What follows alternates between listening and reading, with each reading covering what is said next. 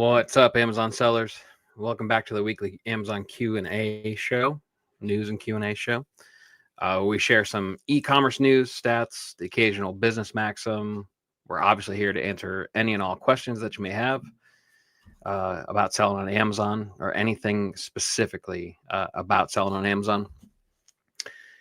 So if you got questions about retail arbitrage, online arbitrage, wholesale, Keepa, drop it in the chat and I'll help as best as I can.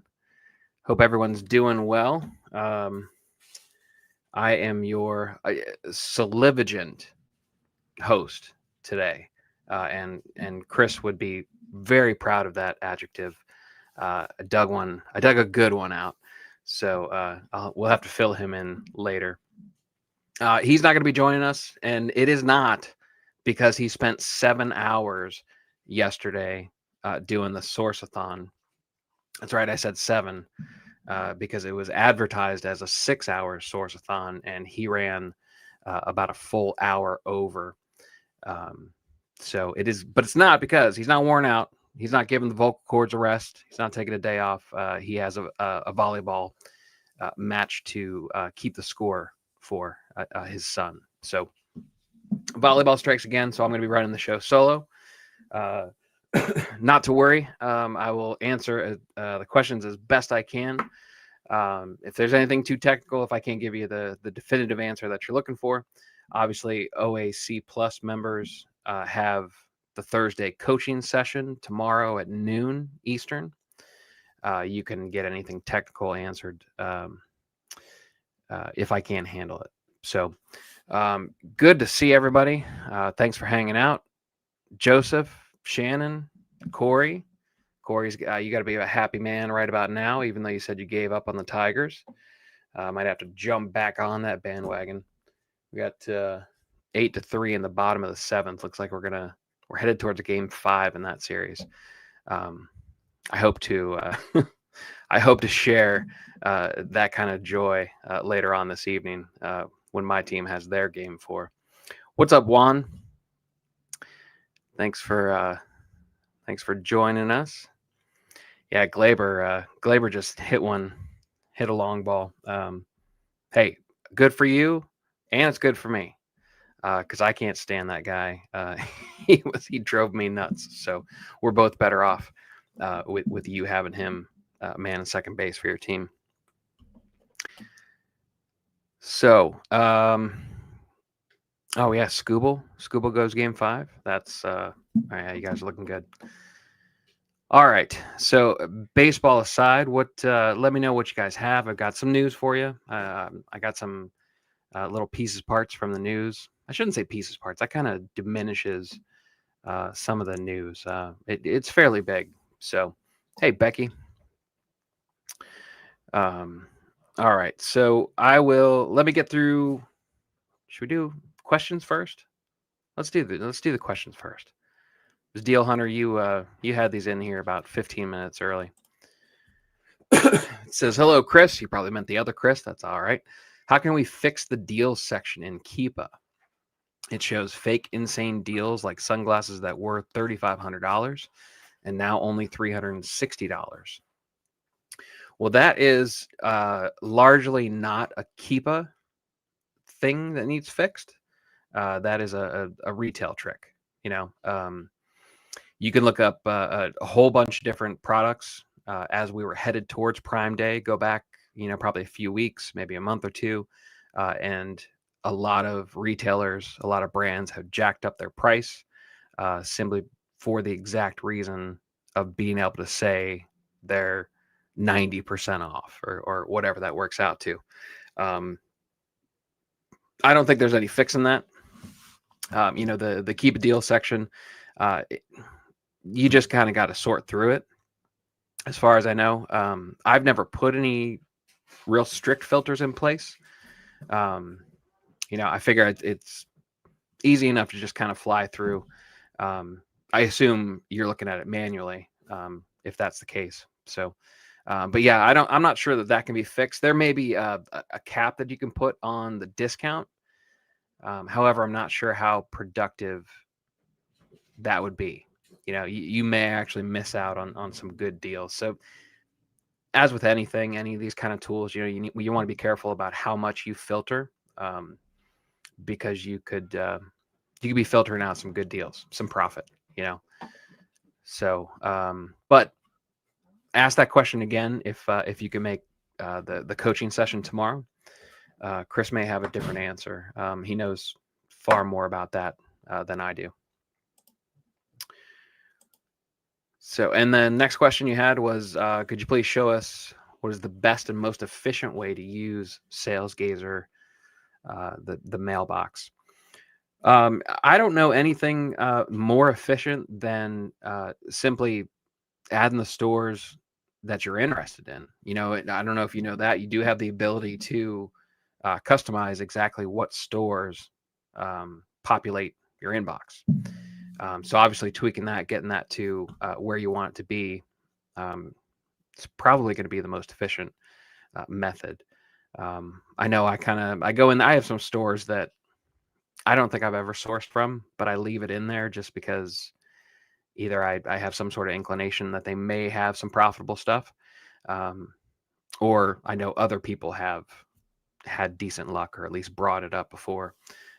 So again, I kind of cast a wide net, not fully wide. I don't keep it wide open and just let everything pop in there. But yeah, you do have control over what stores emails you see in that mailbox. So I'd mess around a little bit with that, see if you can tweak it and see if that'll make it a little more productive for you.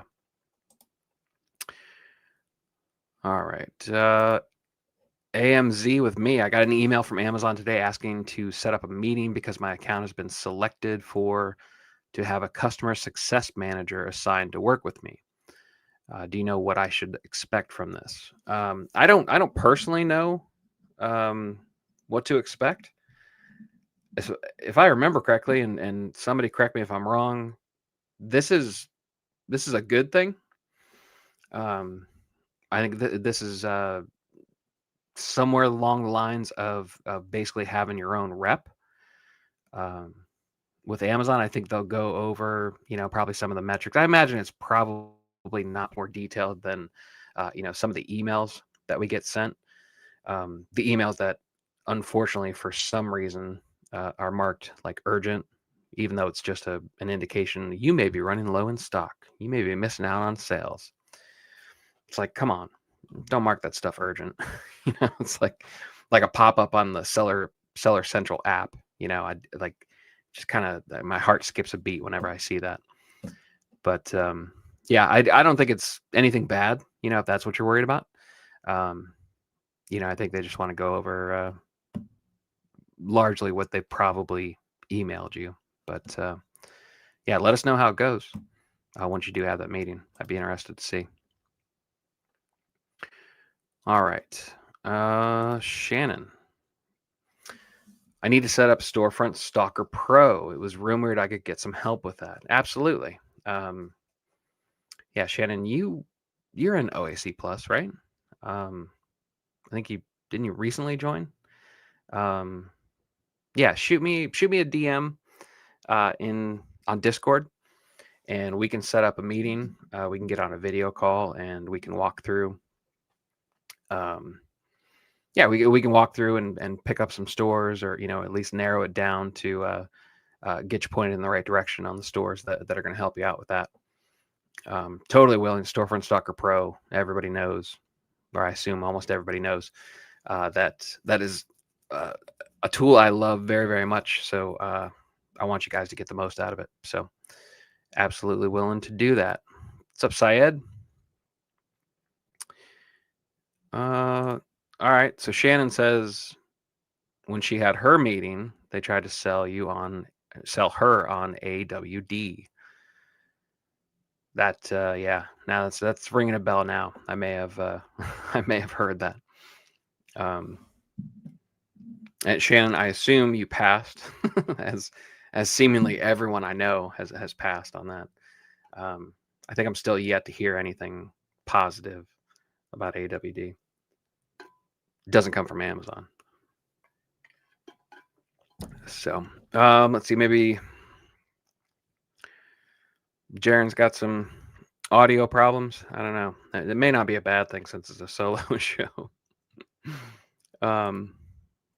Syed, what's happening, man?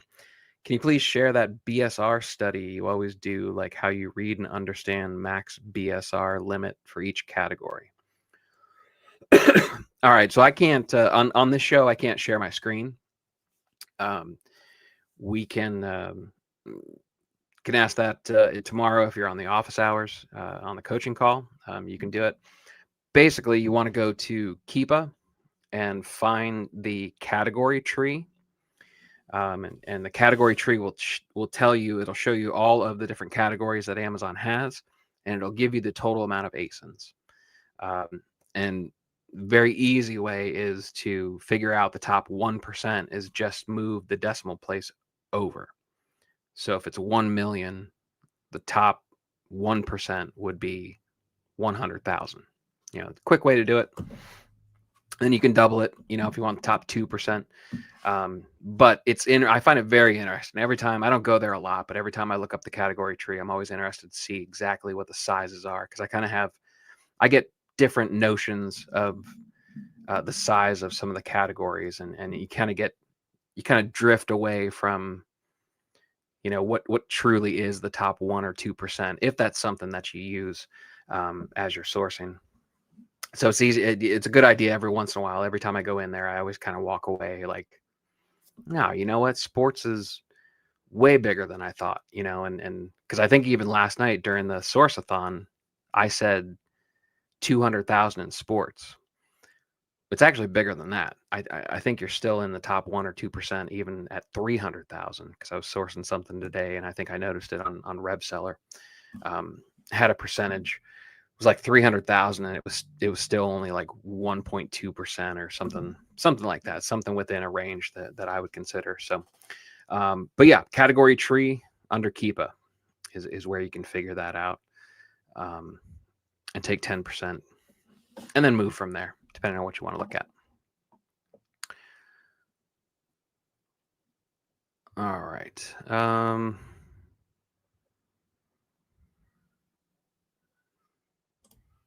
Sleekiest, how to join your deal list. Not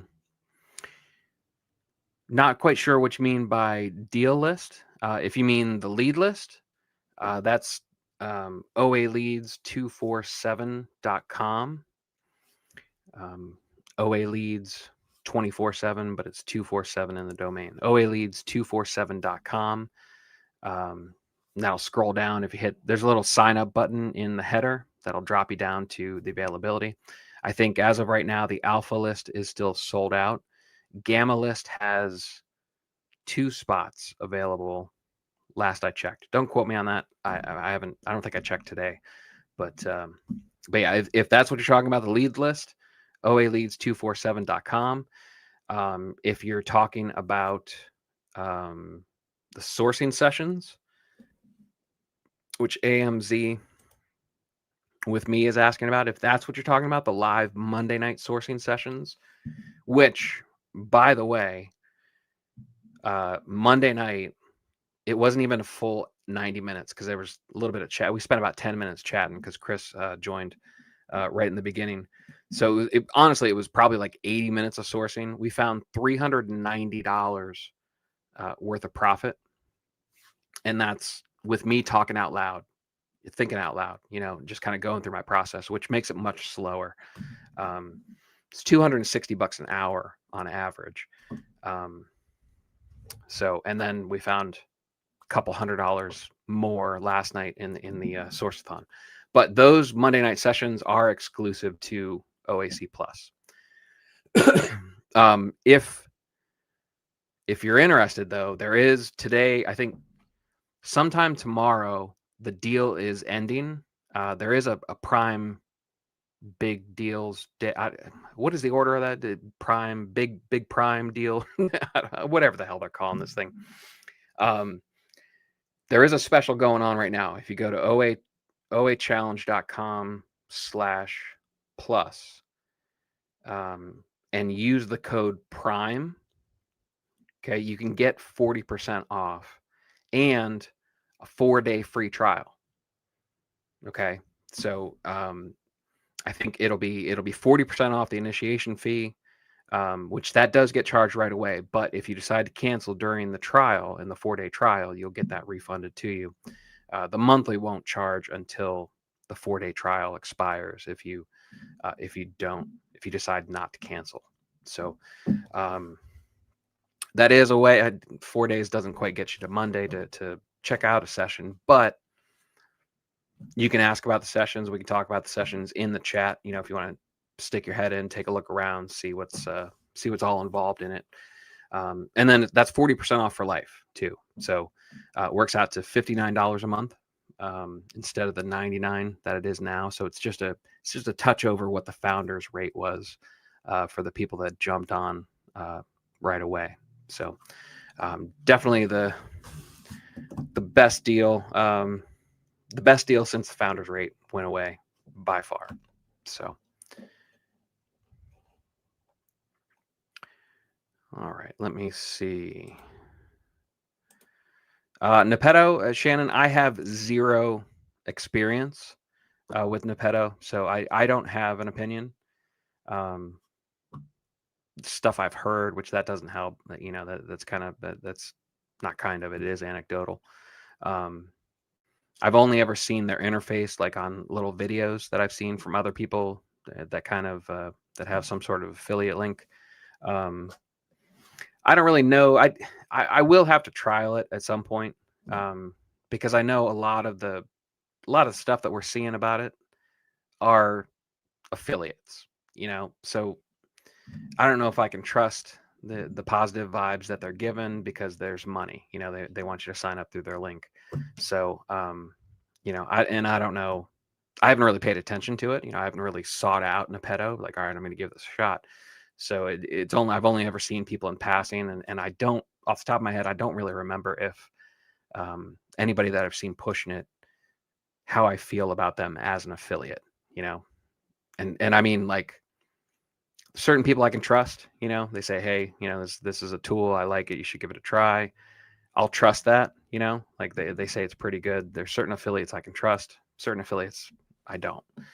They're going to say it's good no matter what. So, but yeah, sorry. No, I know there are a couple members in OAC Plus. That might be a good question for the general chat. I think there's a couple people using it. And I know there's a couple people in FBA today that definitely like it. So you can get some feedback from them if you're interested in it. All right. Joseph, I was invited to sell dangerous goods, but how do I accept the invite? You have the message in the case log. Boy, that has been quite some time since I got that. Honestly, I don't remember the process. Obviously, first thing you want to do is make sure you read through thoroughly the message in there. I would imagine they give you instructions. Try to see if there was any kind of follow-up email. There may be more, or the instructions may be in the email if they sent one of those. Worst case scenario, you could always open a case, and just say, hey, I'm not clear on what I need to do, if anything, now that I've been accepted to dangerous goods. Or if anyone knows in the chat, if anyone's gone through it recently, remembers the process, please let us know. I'll try to catch that and pop it up on the screen for you, Joseph.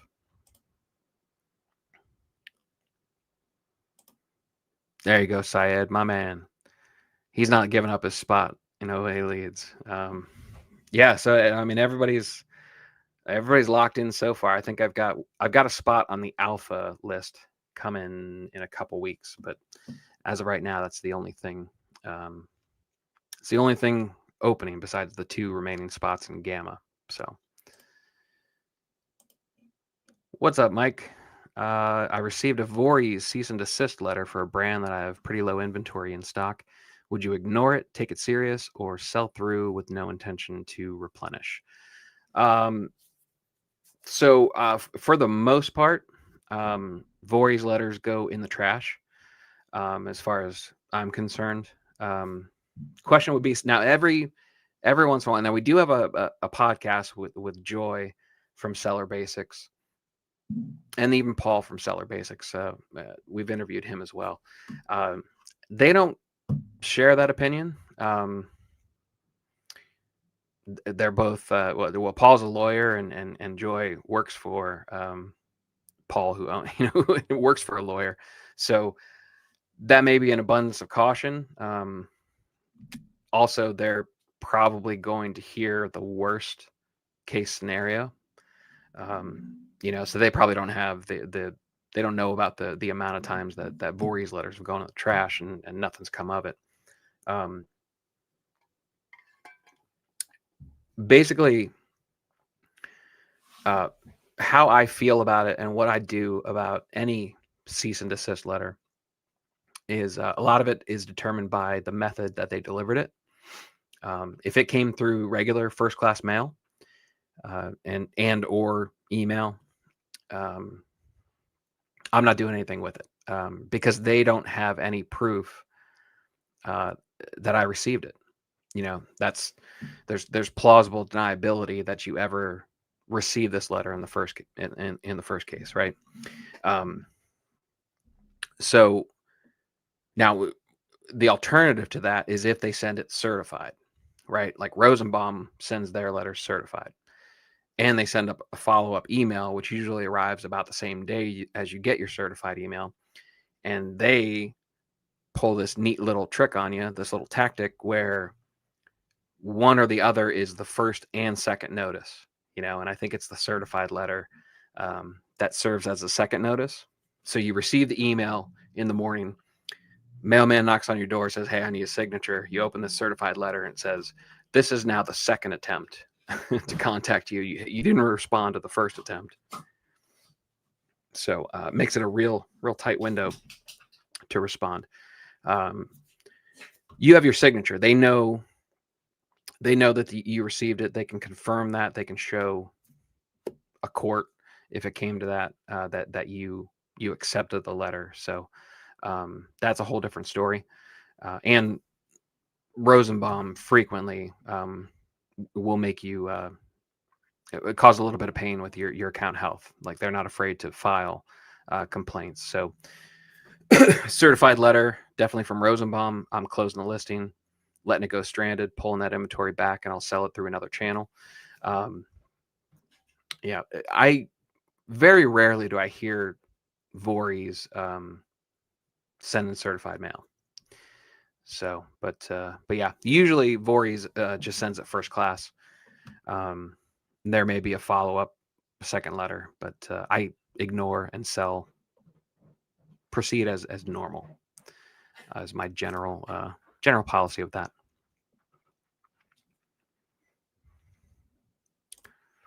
Ritual of disappearance. I like that, Corey.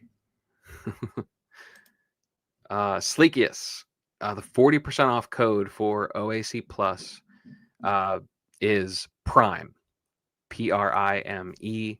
That code, that is the 40% off for life, and that's what gives you the 4-day trial. Okay, because normally it doesn't come with a 4-day trial. You're either in, you're out. You make that decision, and if you decide to come in, and you're off and running. So that code gets you both the 40% off for life and the 4-day free trial. Appreciate that, Juan. Yeah. Louis? Yeah, there's that code, Prime. You are correct.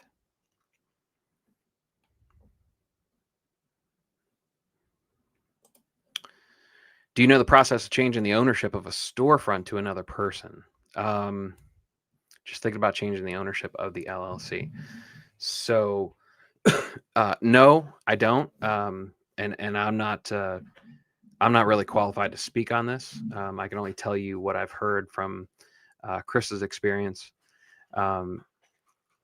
Technically, you can't change ownership of the storefront. It's the entity listed that would actually change the ownership, right? So it would take place behind the Amazon storefront. I do know that part. As far as what the actual process is, I can't help you, and I'm not even comfortable fancying a guess on how that worked. So, all right. So let me let's do some news. Give you some time to ask some questions. If you have any, let me know. Feel free to pop them in there. I did want to give you guys an update on Amazon Prime Big Deal Days. Amazon Prime Big Deal Days. I think that's the right way. But we are obviously knee deep in it, and there's actually some data on it already. And this is chain store age. CSA is what they go on. They're the one that posted this article. They said Amazon's Fall Prime Big Deal Days event is underway, right? Early shopper behavior doesn't really look like holiday spendings, so to speak, just yet. So instead of like filling the carts with a bunch of holiday gifts, consumers are leaning more towards buying everyday items or taking advantage of discounts for themselves. Surprisingly, surveys so far have shown that only about a third of shoppers are actively shopping for holiday presents during the sale, and many are still undecided about their plans. Category data points to electronics and home goods have been the clear winners so far during this Prime Deal Days. Apparel and accessories are lagging, which typically those are strong categories in these sales events. So this suggests that customers are more deal-driven than holiday-driven right now. They're using the sale as a chance to grab practical purchases at a discount. The event is less about festive spending and more about bargain hunting, which kind of makes sense with the landscape of new tariffs and inflation constantly being in the news. So they're kind of testing the waters before a bigger rush that's probably going to fall in November, right? So what does this mean for us? Obviously many shoppers, if they aren't strictly buying gifts yet, that means demand for seasonal home good deals may outperform later on in the season, right? And since shoppers are buying for themselves, it shows the importance of non-seasonal inventory, right? So the sellers, those of us that kind of stayed stocked in everyday items, chances are if you're having a sales boom, it's likely in those categories, and it probably paid off just to the ones that constantly shipped and keep a steady flow of FBA inventory of your everyday essentials. Chances are a lot of us that did that are having some good sales days. Electronics, home, and kitchen items are drawing the most attention, and fashion again has been slower. So you may want to make a note of that for next year. Unless the economic landscape, which I doubt there's going to be any drastic change, but that's worth noting for next October for sure, right? So coupled with this closely related, Adobe released their Q4 forecast. Each year Adobe releases its holiday season forecast, and they define the holiday season as November 1st to December 31st, and they're bullish. They say U.S. online holiday sales are projected to reach $253.4 billion. That would be a 5.3% increase over last year. Some highlights from the report that I was able to pull out. They say Cyber Week, that's Thanksgiving through Cyber Monday, is expected to account for 17.2% of total holiday spending, or about $43.7 billion is what that equates to. That would be a 6.3% year-over-year increase.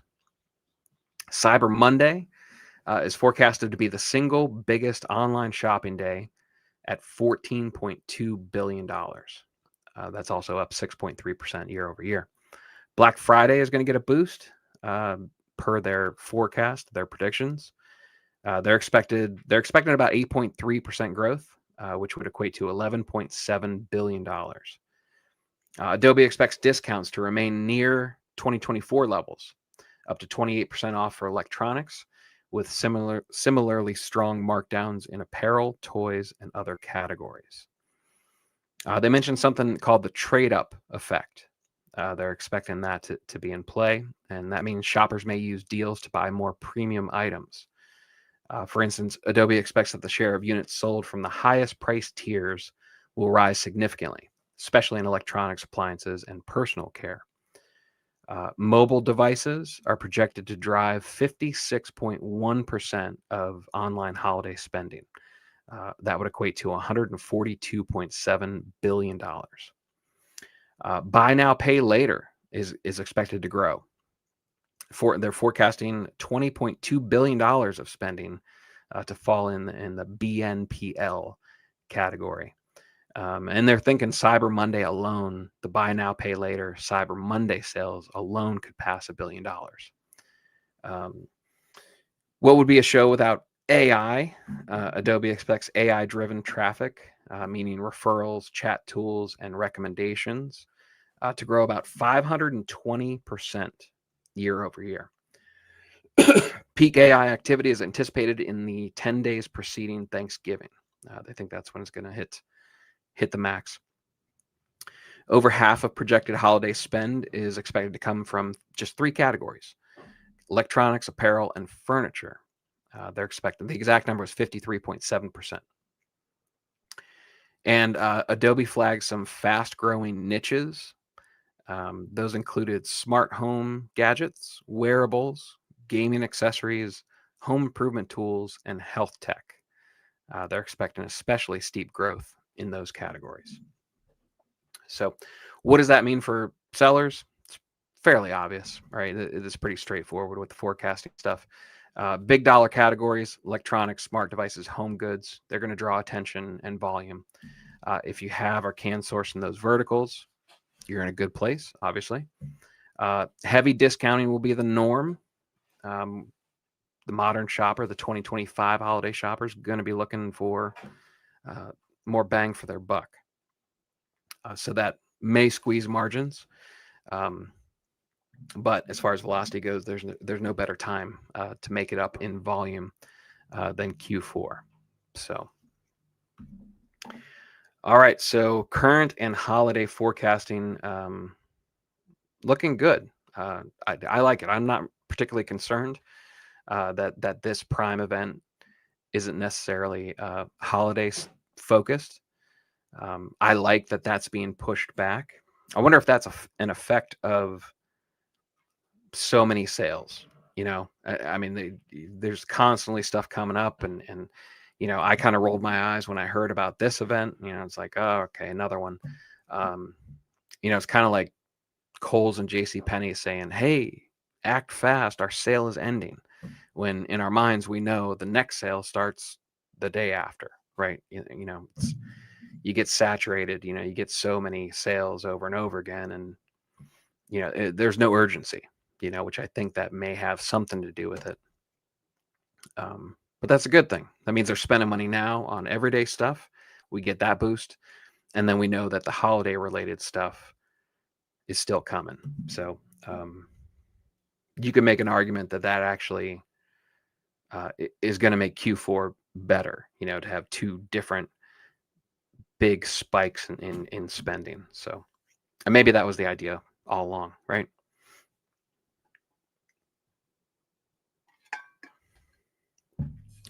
Yeah, well, Kohl's was a bad example, Luke, with Kohl's Cash, because that you kind of have your you have your discounts kind of built in with Kohl's Cash, depending on how you use it. But yeah, so let me know what questions you have. We're a little light on questions, so I will move right to the next piece of news.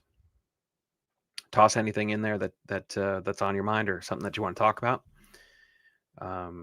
Let me know. Tell the people that weren't there how awesome Sourceathon, the 7-hour Sourceathon, was yesterday.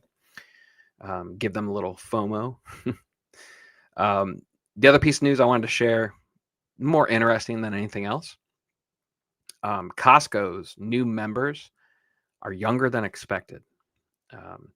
Costco is quietly and effectively reshaping its membership profile. In its recent earnings call, CFO Gary Millerchip revealed that nearly half of new members over the quarter ending August 31st were under the age of 40. Total paid membership base now for Costco is 81 million members in North America. That's up 6.3% year over year. Get this number. Membership renewal rates remain strong, 92.3% in North America. And that's actually dipped a little bit. Millerchip pointed out that more new signups are happening online, and those online-only signups don't always renew as reliably. Makes sense. The shift to younger members is being credited, at least in part, to a smoother digital sign-up experience. Basically, they're removing the friction for shoppers who prefer to do everything online. Naturally, that's going to skew to a younger audience. And despite broader retail foot traffic declines across the industry as a whole, brick and mortar traffic is falling for almost everybody. Costco is bucking that trend. Same store visits and traffic to existing stores have been increasing year over year, that's pretty strong. What does this mean for sellers? Well, that can be argued. Clearly, it's a sign for digital convenience, right? That is not optional at this point. Costco's success in attracting that younger crowd, the younger signups, is certainly thanks to that frictionless online onboarding. For Amazon, that means their methods. We know Amazon it is all about removing friction and removing time between order and delivery of that order. So this essentially is a case, further evidence towards continuing growth in e-com.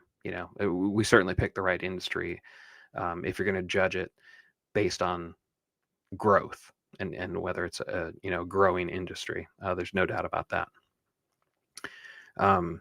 Brick traffic, maybe it's not dead. However, and it was referred to as omnipresence, right? That's almost critical at this point. Costco's proved that physical stores still matter, but you have to combine them with some sort of digital aspect, some digital access. And that's certainly true for anybody. I don't know anybody that aside from a podcast interview that's coming out where the guys do, well, I guess he does Facebook Marketplace too, but he has a storefront. Really cool interview. He does pallets, big stuff, but it's like a lot of big furniture stuff. And he actually opened up a storefront, but he also sells on Facebook Marketplace. So technically he does kind of have multi-channel avenue. So, but yeah, look for that one coming soon. So, let me see what we got here. I think that's about it for the news. At least that's it that I picked out that I wanted to talk to you guys about. Joseph, what are some of the biggest reasons you see account deactivations? I'm still new and I want to avoid that. You know what? Funny thing, Joseph, is the people that have the stories of, hey, I got my account deactivated, we don't really get the full story. They're usually very angry, they're disgruntled, rightfully so. I mean, no matter what the reason was, it's an upsetting thing. But the few times where you do kind of maybe get some DMs or maybe they reach out to try to get some help, usually there's something that they did that violated terms of service. They don't admit that, when they're bitching about Amazon and it's a scam and the only people making money are the people selling courses, and all that tired crap that you hear over and over again from the angry voices, the angry minority. Usually when you hear the full story, it's usually on the seller themselves. Basically do things by the book. It's really not that difficult to do things correctly. We have community. We're here twice a week on this show, answering questions that you may have. FBA Today is a Facebook group with 50 some odd thousand people. You can ask questions there. It's a bunch of trolls too, so be careful there. FBA Today also has a school group, SKOOL school. Kind of the attention's kind of being diverted away from that group, and kind of focusing more on the OAC Plus group, which is a paid membership. But yeah, there's certainly a whole lot of help. There's a ticket system. If there's anything you don't want to put out in the general chat and you want to keep things a little bit more private, you can do a ticket and get your questions answered there. And OAC Plus, the membership comes with suspension support. So if something does happen to your account, Chris Grant will help you, if not write your letter for you to help get your account reactivated. But to answer your question, the biggest reasons that we're seeing account deactivations now are simply Section 3s. And people who are getting deactivated aren't being prompt in getting Amazon what they need as part of their Section 3 review. That's something you don't want to mess around with. And it's, I would say, largely inevitable for a new seller.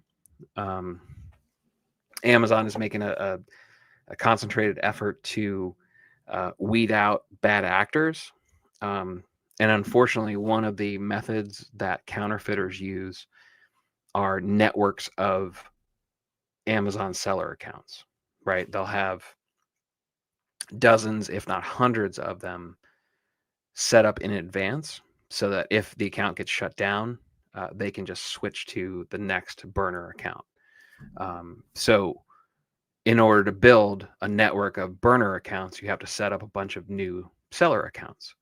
So to try to cut that off at the base, Amazon is simply putting all new sellers, all new accounts through a Section 3, and they haven't told us, but I have to imagine it's effective, because if it's just somebody just firing off, just using some sort of VPN or something, just like, okay, here's new account, new account, new account. I don't know how you would keep up with Section 3 requirements for each one of those, So I imagine it's effective. Aftermath of it, or a side effect of it is legitimate new sellers get caught up in the process too. But, I don't know. The verifying your supply chain, which is essentially what this does, it's not a bad thing, hopefully there's some sort of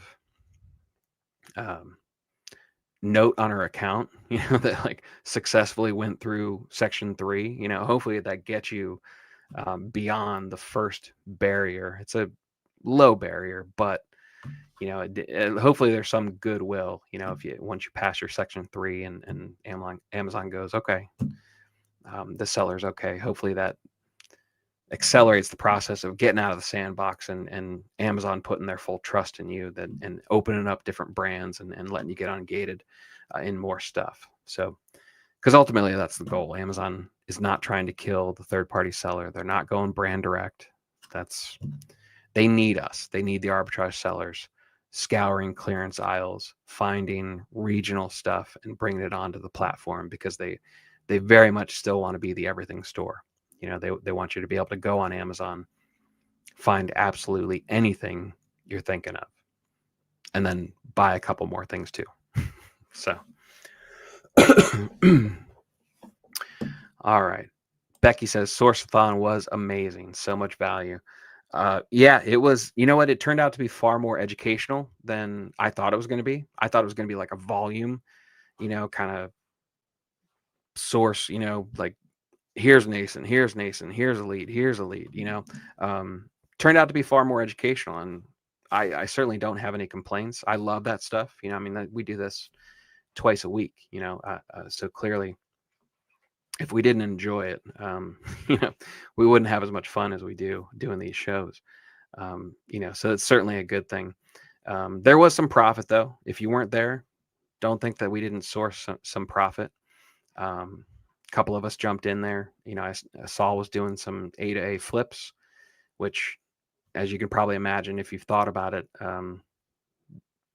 deals, you know, events like this can be A to A gold in certain circumstances.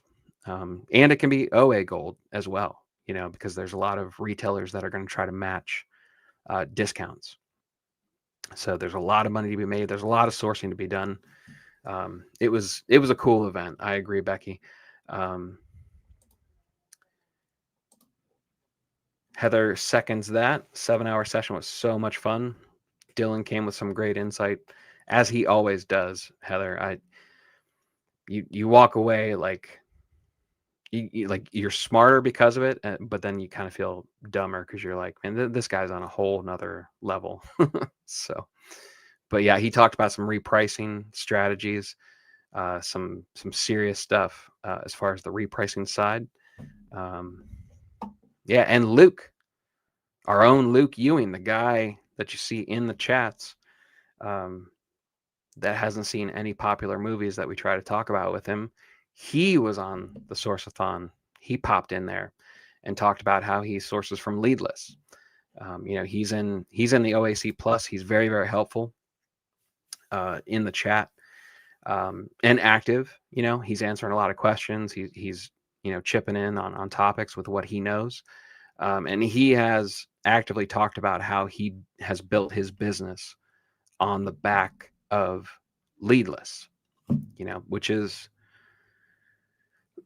that's a fairly unique these days. That's a fairly unique perspective, right? Because Leadless used to be popular, and they were great, and then they started getting a little greedy, right? You saw seller counts on these lead lists just kept climbing and kept climbing.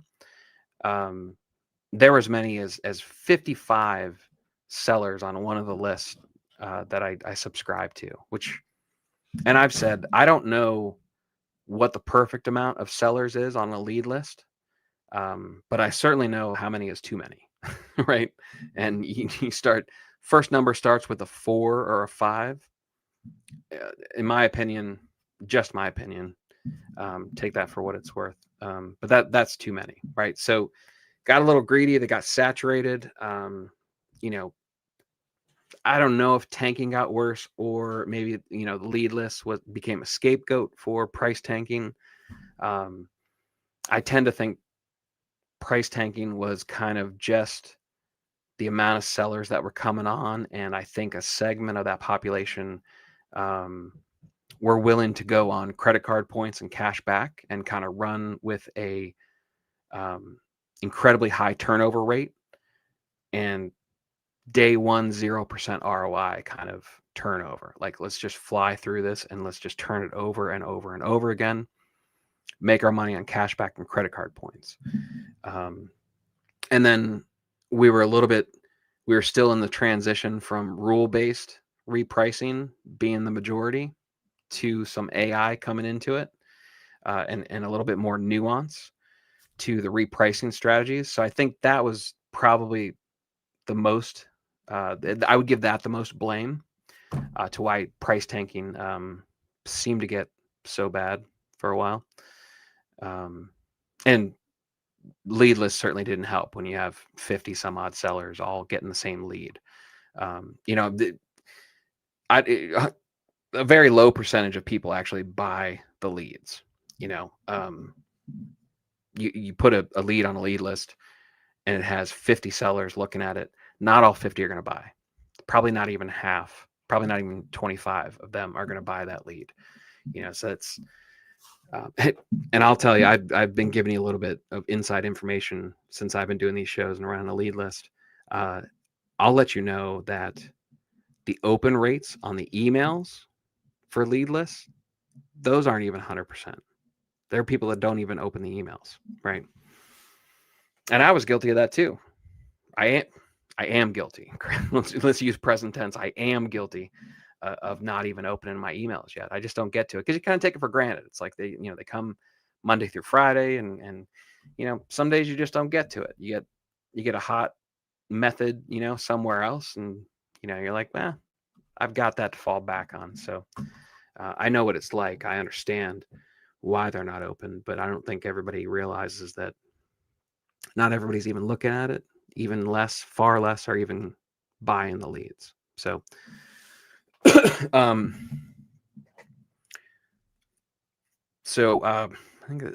think I've lost the origin of this tangent. But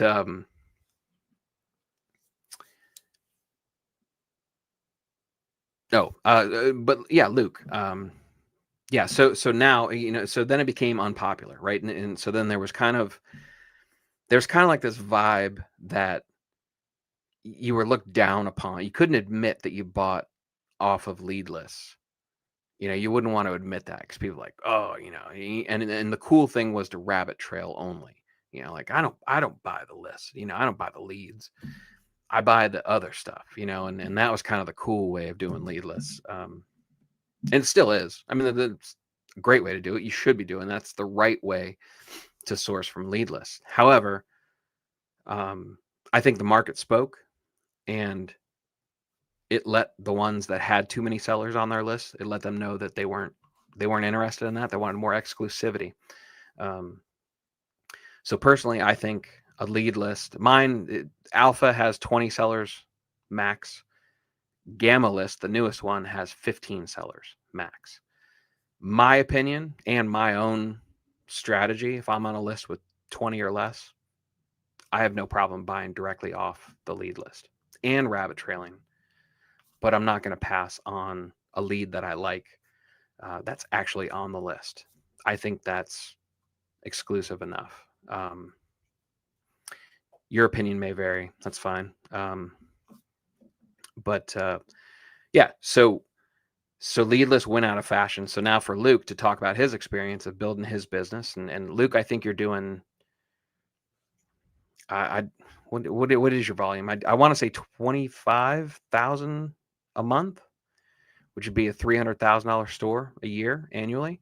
It's probably higher than that by now.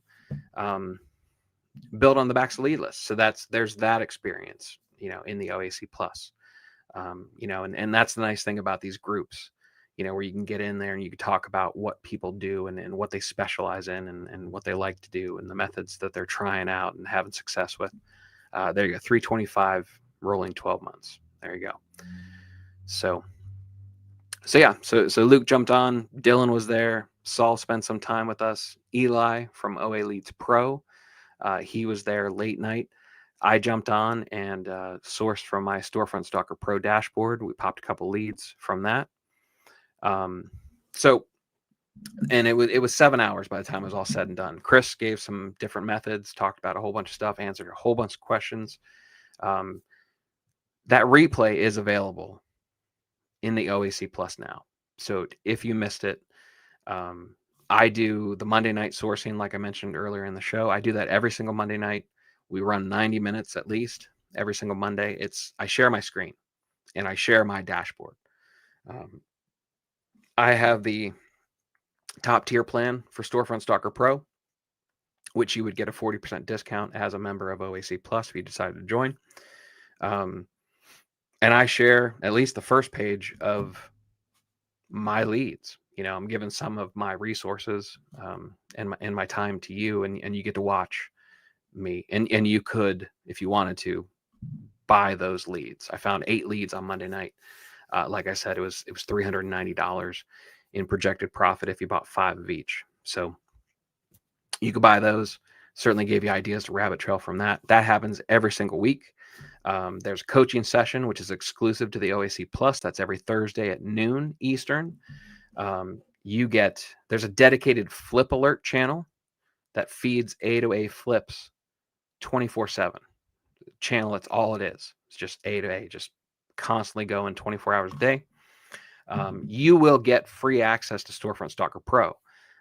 So you can use that. Join me on Monday nights. I'll show you how powerful it can be, how Storefront Stalker Pro alone can refund you and more, they can refund your entire membership just with the Storefront Stalker Pro access that you're going to get.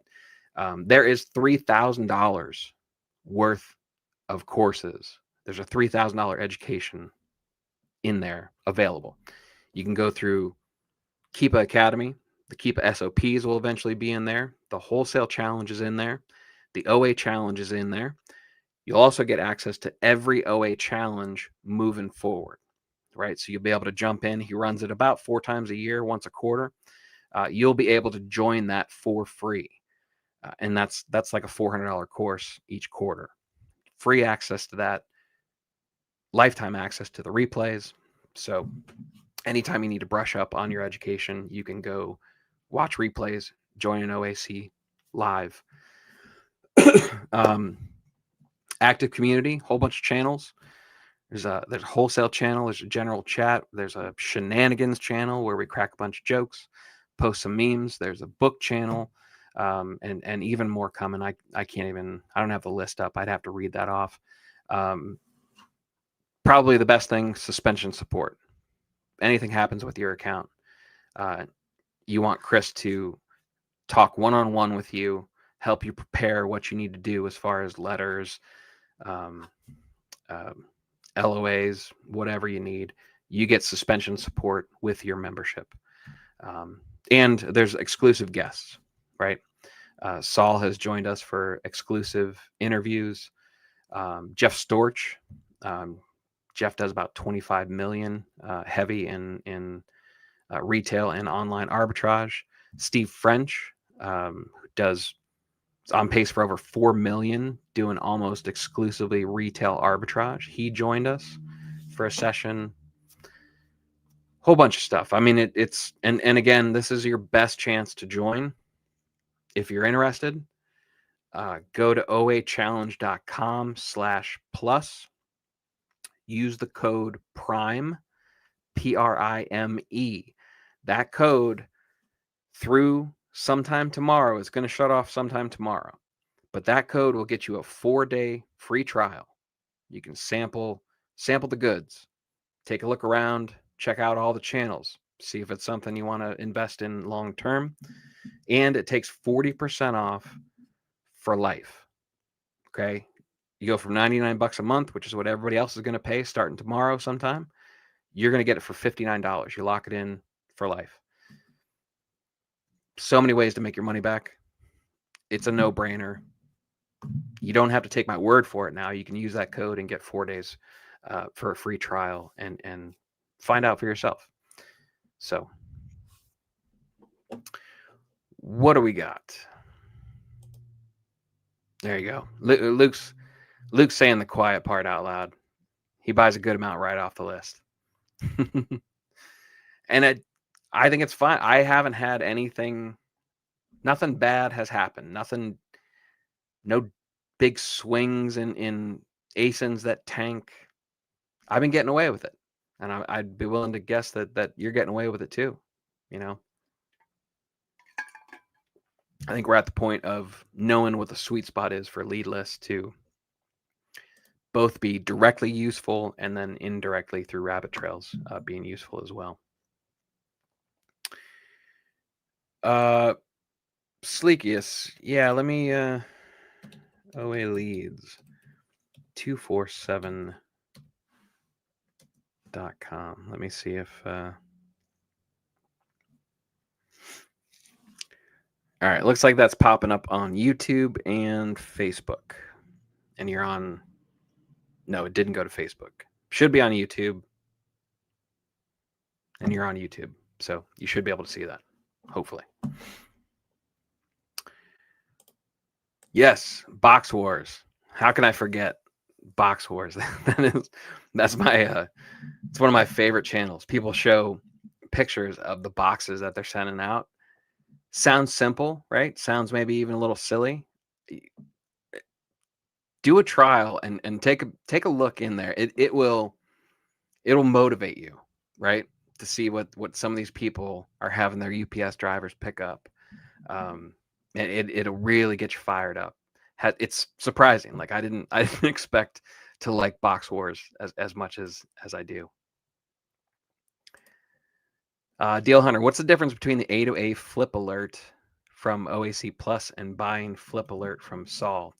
Okay. So the flip alert channel in OAC Plus isn't going to be able to be customized, right? And really, it's just a little piece of deals that are coming through that are hitting certain metrics for being good for an A2A flip. The actual flip alert, the tool itself that Sol offers, which, by the way, if you're going to do full-blown flip alert, by far the best deal that you can do is to join the buybox.io, his Discord group, because that comes with flip alert, and then you get that community as well. That's a no-brainer doing it that way. However, flip alert itself is your own dashboard. Okay, it's not just a channel.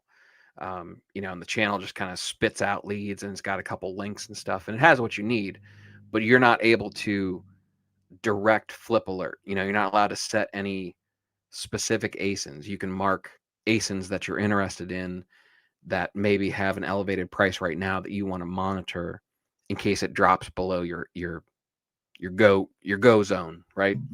You can set all that in flip alert. You're going to need the full-blown flip alert for that. And it's a great tool by itself, but you get a little bit of a taste. God, I forget what somebody was watching just the channel, the flip alert channel in OAC Plus. I can't remember the numbers that they posted now, but they found something, and I want to say it was like a couple $100, a few $100 that they were able to buy in potential profit. So flip alert, great tool, but the flip alert channel in OAC Plus shouldn't be slept on either, because I found some stuff in there too that I'm like, ooh. I know I bought one, and I think I want to say I've set about 4 or 5 alerts just from things that have popped into that flip alert channel. So it's definitely it's not just a throwaway perk as part of the membership, that's for sure. Hassan, all wholesalers ask for brick and mortar stores. How can I get accounts without having a store? I would I question your use of the word all. Certainly it's not all wholesalers. It may feel like it based on your first few waves of outreach, but I assure you it's not all wholesalers. I know some wholesalers will want to see a website, so you may want to jump on something real quick. What is it? Wix? I think Wix is one, and then Card, CARDD. I think it's card.io, or a couple of quick ways to do websites. But how do you get accounts without having a store? You got to just make more calls. There's no shortcut. Certain people, and honestly, asking if you have a brick and mortar store may not even be the real objective. That may not actually be the requirement. That may just be their way of trying to hang up the phone because they're not interested in yet another Amazon seller calling them. So you may be able to overcome that by standing out somehow during your outreach, asking some questions that they don't get, making some comments, knowing a little bit about them, going above and beyond what probably the vast majority of people who are just kind of hammering the phones, like, hey, I'd love to get your catalog, love to sell some of your stuff. Like, if you're answering calls like that all day as the wholesaler themselves, you want to get off the phone. It's like, another, probably another Amazon seller calling me, whatever. Just, you want to blow them off. So you need something that's going to stick in their ears. You need to stand out somehow. So I'd imagine the brick and mortar requirement is probably less literal than you realize. So, but again, it comes down to volume. It's just making more calls, follow some of these people on Twitter, some of these wholesaler guys, follow Corey Ganim, Ganim. Search some of his on how many calls he makes, how many hundreds upon hundreds of calls that it takes sometimes. It's usually, the answer is usually more reps. I've never found that to be bad advice. So Shannon, I missed your question above. What do we got? Let me find it. I did miss it. I'm sorry. Ungating process now makes you add an actual product to your storefront with price and everything. Brute force ungating workaround.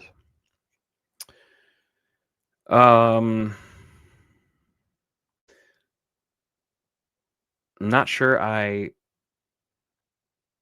understand the question. Now the process has changed. So I'm getting far more approvals by going into add a product. I use RevSeller, and RevSeller actually gave you that option. They gave you the old way of going straight to the application, or you can simply go to add a product, and it'll preload the ASIN for you. You click it, put it in, hit the drop down, put it in new condition, and then either the button will either light up with sell this product, which will take you right to the catalog page, which means you're approved, or it'll change to apply to sell, which from what I can tell, basically all the time means you're not, and they're going to tell you how many units that you need. So it's a different method of getting there. I'm not sure what the brute force ungating workaround, I'm not sure what that second question means. Now the new method going straight to add a product, I don't actually save anything. I'll just go and as soon as it lights up and it says sell this product, I'll click on it to make sure there's no hidden generic, which I haven't run into any of those. I don't know if that's not going to come up, but it's just kind of a habit that I've gotten into recently.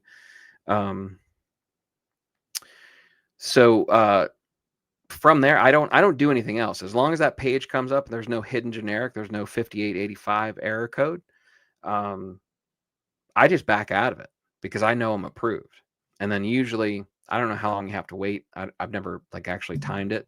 If you refresh it, it'll still light up red if you're using RevSeller. But eventually, when you go back to it, it'll light up green. But I don't save anything in my catalog. I don't add pricing, anything like that.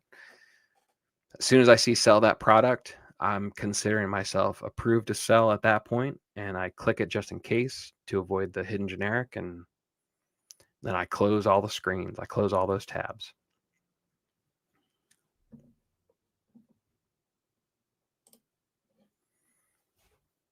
Yeah, add a product is significantly higher approval rates doing it that way.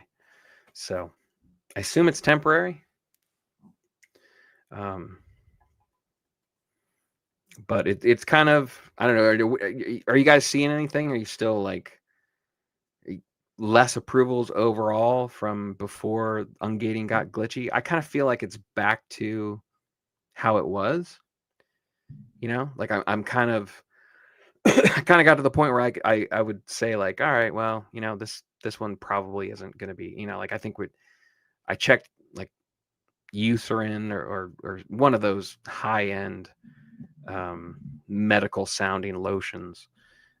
Check that again, and I was like, this is going to tell me to apply, and sure enough, it was apply. I clicked it, and they wanted 300 units. So it's kind of gotten into what I got used to before things got weird. But I'm getting a fair amount of approvals. So, and it's not crazy, the extra process. It's just new. Maybe a couple extra clicks, but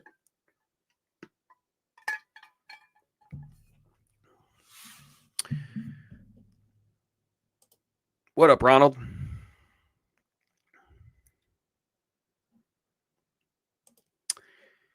Yeah, that's essentially it. Except doing it that way, I don't necessarily know if it's got the dollar sign yet or not, unless it says apply, and then usually once I click apply, it is the brand with the dollar sign. And it's like, I was never auto engaged in those anyway. So I think the only difference is I'm not sure it's a dollar sign yet until I actually get most of the way through the process already.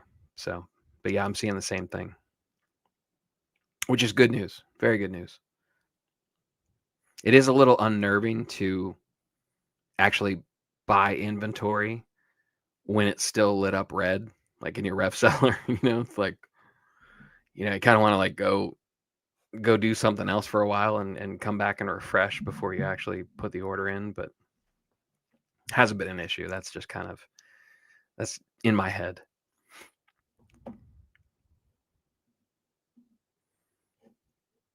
So, all right. So if you guys are out of questions, I don't know, Shannon, I don't know if you're clarifying the brute force ungating.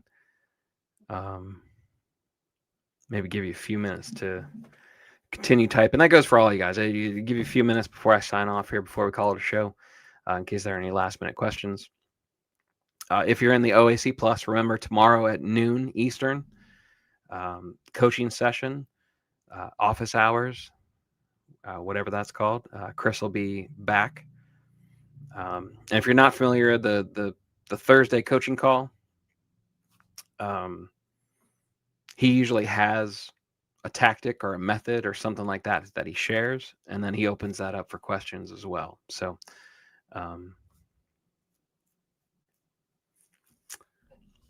where can I go to see the most recent approvals? I can never remember where that page is. Like I'd have to dig it up, Shannon. I don't, if anybody knows, honestly, I kind of fiddle around and I click like 5 different places before I remember where exactly that page is. I almost think you have to click into like some other section and then it'll be listed there somewhere. Yeah, view selling applications, but where is that? I can't ever remember where that button is to view selling applications. I wonder if do you think like the AI could actually like give you the hyperlink if you ask that? I wonder if that's a way to do it. Hassan, do you have a list of verified wholesalers with the brute force ungating? No. The brute force ungating was done with just regular brands, from an online arbitrage perspective. They're just those were wholesale or those were retailers on that list for the brute force ungating.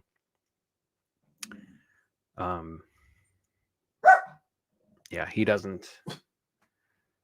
Quit barking. I'm on a show here. UPS truck breaks, guarantee it. It could be 3 blocks away. They'll go nuts. No, we don't have a list of wholesalers that I know of for the brute force ungating, which I mean, really, well, actually, let me back up. The brute force ungating, some of the brands that are on the brute force ungating list are going to end up being brands that you can buy through a wholesaler. So I don't necessarily know if that's your, it probably doesn't answer the question. It's probably not what you were actually looking for. But no, there's no massive list. I assume that you were asking if there's a list of wholesalers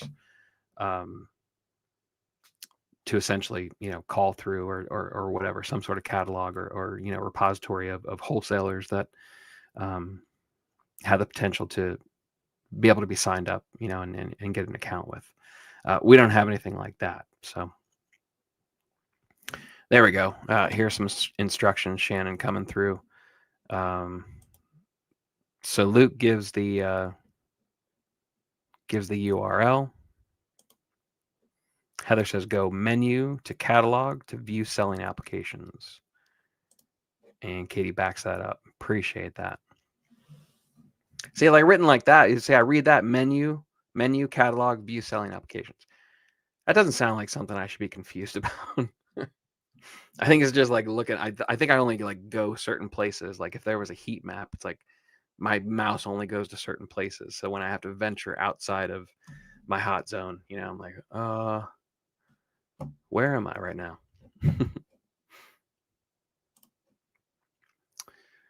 All right. So if there aren't any questions, we will call it a show. I will, OAC Plus members, I will see you at the coaching call tomorrow at noon. Seriously, again, last call, 4-day free trial, 40% off. There's no excuse not to give it a shot.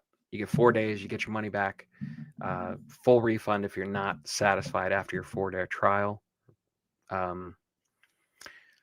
Whole bunch of good stuff in there. You should come check it out. Come hang out. Again, oachallenge.com/plus, and then use the code PRIME. That'll get you into what is going to end up being hands down the best Amazon seller community ever. Yeah, I said it, ever. That's right. And I will fight anybody who tries to say otherwise. So, Luke, you know, we were this close to a truce, right? You got a whole bunch of sympathy, and you got a whole like, oh, poor Luke. Chris picks on Luke too much. You know, you had the backing. You know, you had some momentum. We were this close to a truce. Got to fan the flames again. All right, guys. That's the show.